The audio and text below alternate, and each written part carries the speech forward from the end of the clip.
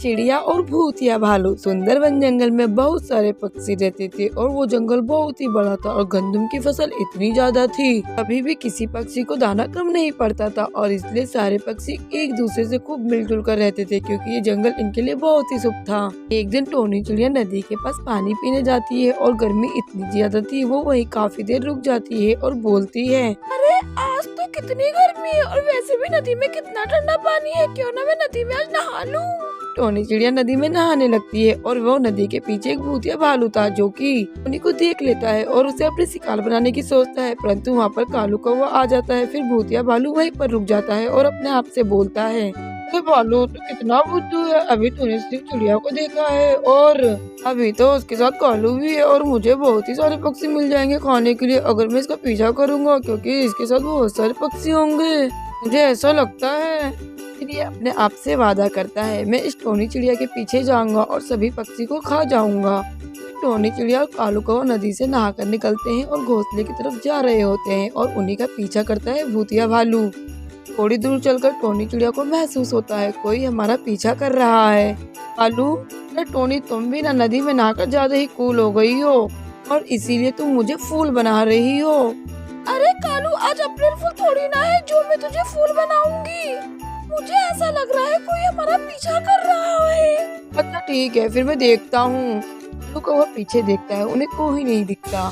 फिर वो जंगल पहुंच जाते हैं। जंगल में इतने सारे पक्षी देखकर भूतिया भालू बहुत ही खुश होता है और बोलता है, वाह यहाँ तो कितने सारे पक्षी हैं, आज तो मैं बहुत ही खुश हूँ क्योंकि मुझे अगले दिन रात को भालू भूत टोनी चिड़िया के बच्चे को खा जाता है। सुबह होते ही टोनी अपने बच्चे को ना पाकर बहुत ही चिल्ला चिल्ला कर रोती है। टोनी की आवाज सुनकर जंगल के सभी पक्षी हो जाते हैं और टोनी चिड़िया और उनको अपनी परेशानी बताती है।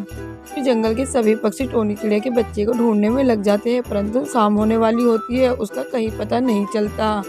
कुछ ही देर में रात हो जाती है। फिर कालू कौवे का बच्चा भी उसी रात को गायब हो जाता है। अगले दिन कालू कौवा भी उठता है और अपने बच्चे को घोंसले में ना देखकर बहुत ही रोता है।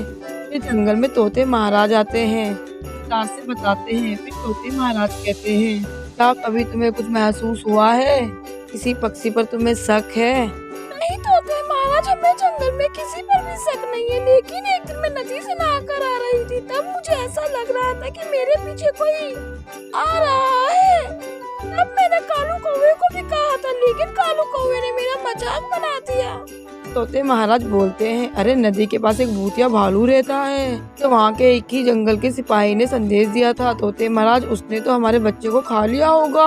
हाँ, उसने अवश्य ही खा लिया होगा हमारे बच्चे को।